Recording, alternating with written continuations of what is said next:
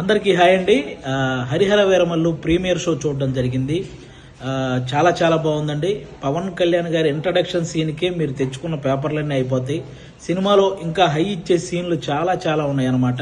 ముఖ్యంగా క్లైమాక్స్లో పవన్ కళ్యాణ్ గారు కంపోజ్ చేసిన ఫైటు, దాని వెనక కీరవాణి గారు ఇచ్చిన బ్యాక్గ్రౌండ్ స్కోరు లిటరల్గా మీ అందరికీ గూస్ బంప్స్ తెప్పిస్తాయి.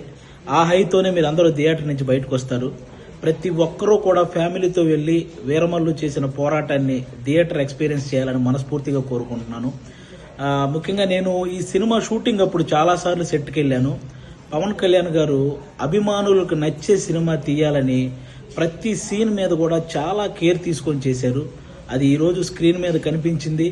క్లైమాక్స్లో ప్రతి అభిమానిని కదిలించింది.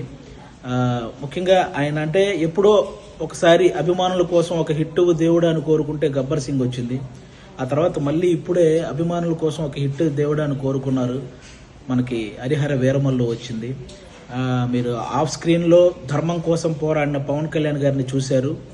ఆన్ స్క్రీన్లో ధర్మం కోసం పోరాడుతున్న హరిహర వీరమల్లును కూడా చూసి ఎంజాయ్ చేయాలని మనస్ఫూర్తిగా కోరుకుంటున్నాను. మీరు గమనించే ఉంటారు, ఆయన సినిమా జీవితంలో ఎప్పుడు ఇవ్వనన్ని ప్రెస్ మీట్లు, ఎప్పుడు చేయనన్ని ఇంటర్వ్యూలు, అలాగే 2 ప్రీ రిలీజ్ ఈవెంట్లు, ఇవన్నీ ఓన్లీ సినిమా కోసం నిలబడ్డమే కాదు, ఏఎం రత్నం గారు అనే ఒక మంచి ప్రొడ్యూసర్ కోసం నిలబడ్డమండి.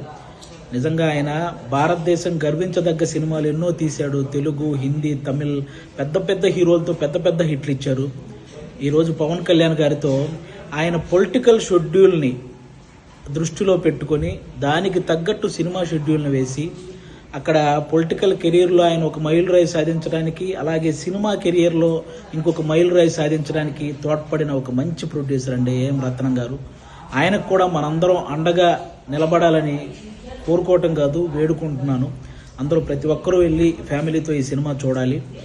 అలాగే ఆల్మోస్ట్ 30 సంవత్సరాల నుంచి పవన్ కళ్యాణ్ గారు సినిమాల ద్వారా మనల్ని ఎంటర్టైన్ చేశారు. పాలిటిక్స్ ద్వారా ఎన్నో అవమానాలు పడ్డారు. కష్టాల్లో ఉన్న ఎంతో మందిని ఆదుకున్నారు. అలాంటి వ్యక్తి ఎప్పుడో కానీ మనస్ఫూర్తిగా ఒక మాట అడగడు, సినిమా చూడండి అని. కాబట్టి ఆయన్ని అంటే ఇంకో 3 సినిమాల తర్వాత ఆయన మళ్ళీ కొన్ని సంవత్సరాలు సినిమాలు చేస్తాడో లేదో కూడా తెలియదు. అలాంటి వ్యక్తికి మనం ఈ 3 సినిమాలు ఆయన గుర్తుంచుకునే విధంగా, ఆయన గుర్తుపెట్టుకునే విధంగా విజయాన్ని అందించాలని మనం మనస్ఫూర్తిగా కోరుకుంటున్నాను. పవన్ కళ్యాణ్ గారి అభిమానులందరూ, అభిమానులే కాదండి, మనస్ఫూర్తిగా నేను ఒక విషయం చెప్తున్నాను. ఆయనకి నాయకులతో వ్యతిరేకత ఉంటుంది, కానీ సాధారణ ప్రజలందరినీ కూడా సమానంగా చూసే వ్యక్తిత్వం ఆయనది. అది ఏ పార్టీ వాళ్ళైనా సరే.